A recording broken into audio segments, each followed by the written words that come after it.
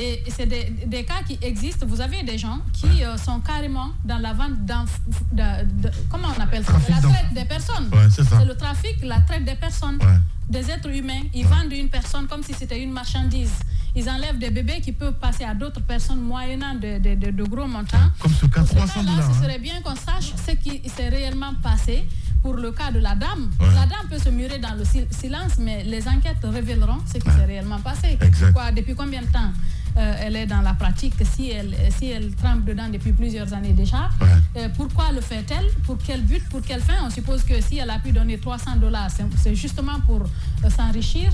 Mais de 1 à 2 enfants, il faudrait qu'on nous dise réellement ce qui s'est passé.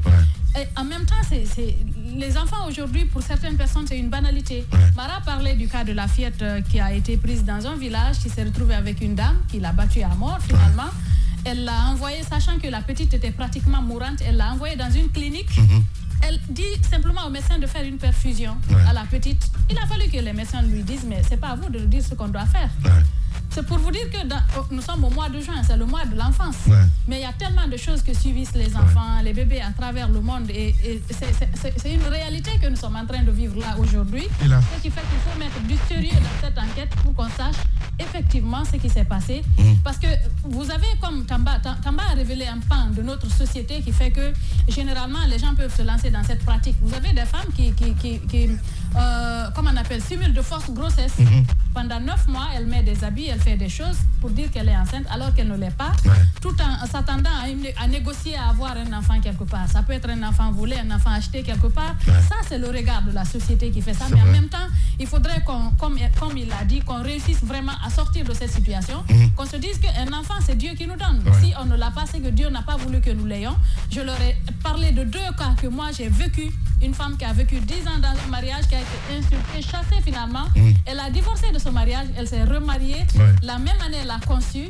Le baptême s'est fait, je pense, il n'y a pas moins de 3 mois.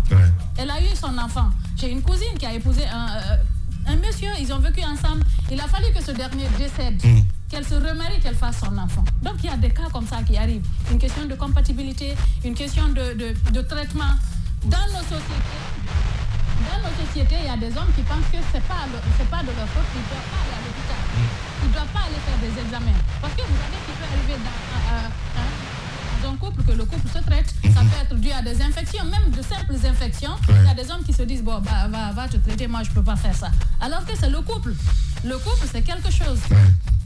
C'est très important. Allez-y, Daouda, pour clore ce dossier complètement important. Pour clore, il faut aussi interpeller les hommes, les messieurs, parce que quand j'ai écouté hier le père de cet enfant, M. Keita, c'est que même pour envoyer sa femme, quand le travail a commencé, même pour envoyer sa femme à l'hôpital, la dame lui dit de rester. La dame lui dit de rester. Non, reste, j'appelle mon chauffeur, il va nous accompagner. Alors société. Ça aussi, c'est notre société, tu le sais. Alors comme pour on dit à une tante d'y aller, à une soeur de l'accompagner. Non, c'est que lui, il est chauffeur. J'ai parlé avec le monsieur, il est chauffeur.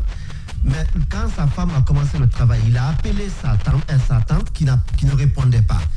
Il a appelé la dame lui dit, bon d'accord, je vais appeler mon chauffeur pour qu'il vienne m'accompagner avec ta femme. Elle aurait dit simplement, prends ma voiture, on y va. Mais puisque c'est un plan qu'elle avait organisé depuis, et le monsieur aussi est resté. Le monsieur n'est pas allé. La dame n'a pas voulu que le monsieur assiste à l'accouchement. Et il est resté. Et 13h, ce qu'il me dit, 13h, il appelle la dame. La dame lui dit, non, oui, bientôt, ça se passe bien. Bientôt, ça va finir.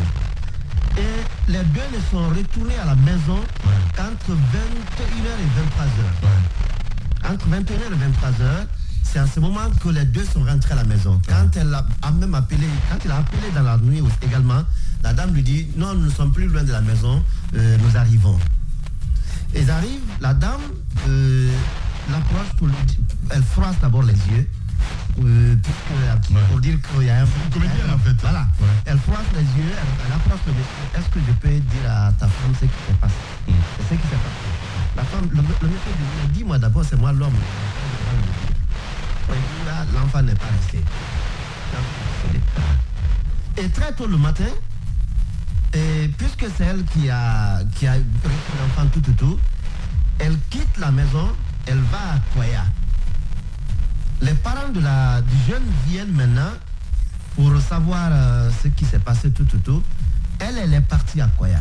Elle dit au monsieur que c'est son jeune frère qui vit à l'Occident qui est venu, qu'elle a acheté un domaine pour ce dernier à Koya, donc il allait lui montrer le domaine.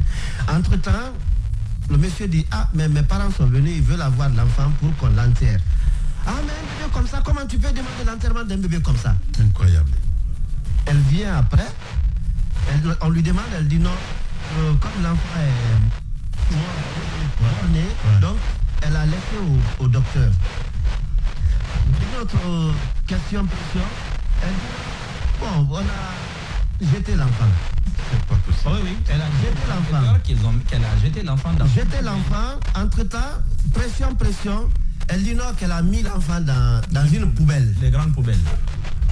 Vous voyez un peu, et le monsieur, je crois que ce monsieur, il peut avoir un peu joué contre lui-même en n'ayant pas forcé à aller accompagner sa femme à l'accouchement. Et rester encore jusqu'à la nuit pour avoir les dernières infos. On ne pouvait pas faire porter une grossesse à une femme. 9 mois.